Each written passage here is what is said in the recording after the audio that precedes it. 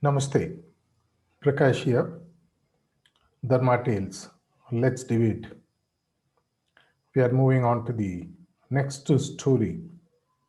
This time also we want to deep dive into Mahabharata, the eternal treasure trove, and see a few lessons from the viewpoint of a sorrowed mother.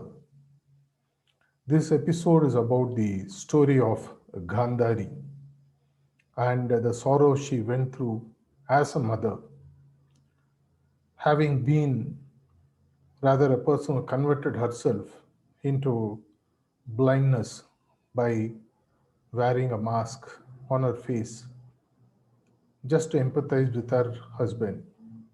She lived a life the way in which her husband would have lived so that she can really feel what he went through.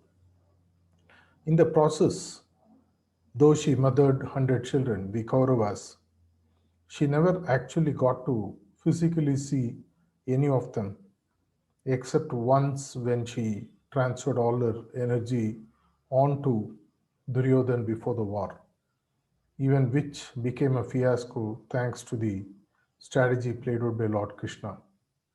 On the last day of the war, when everything had ended, and she got the news that her son Duryodhan had also been killed, late in the evening, she arrives at the battlefield along with her husband Dhritarashtra, accompanied by their servant and guide Sanjayan, the person who was able to see the war from a distance using his Jnana Drishti and was able to share all that which happened in the war as if it was being shown in a live TV screen to Dhritarashtra and Gandhari. Finally, she comes and locates the body of Duryodhan thanks to the help of those around.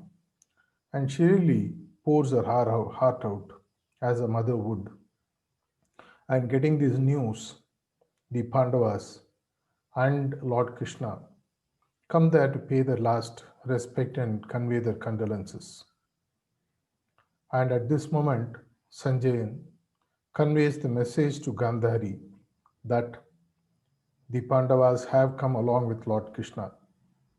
And suddenly, all her sorrow turns into one of uncontrollable anger. The mother in her wakes up.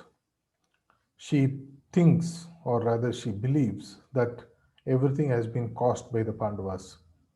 The moment she got up with so much of anger in her, Pandavas became really, I would say, upset, and they became full of fear.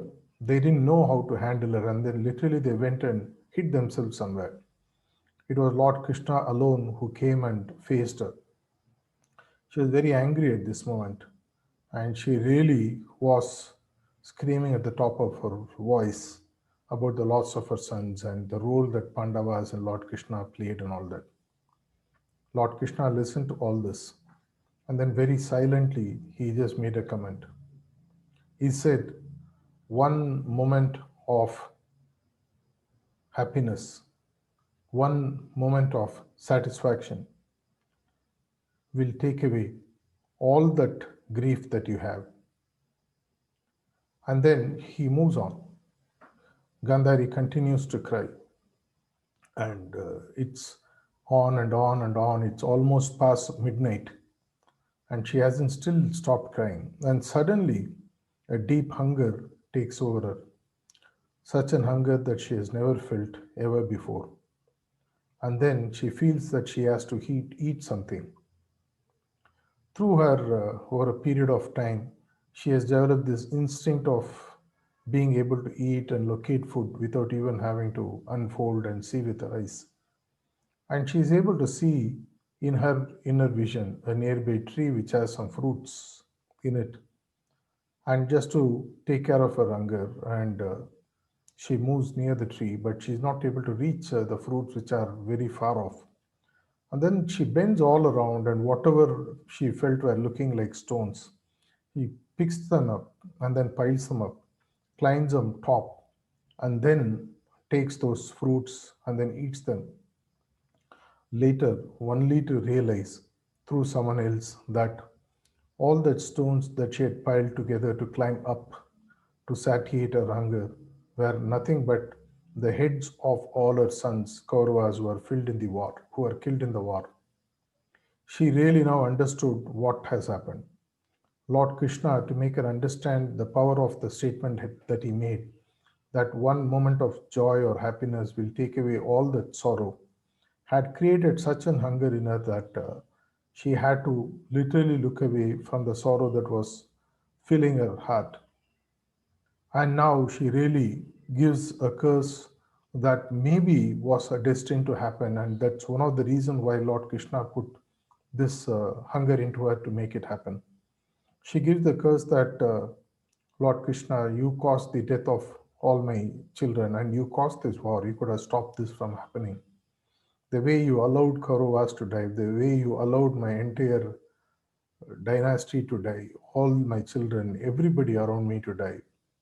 You and your Yadavas will also meet a similar death, exactly 36 years from now.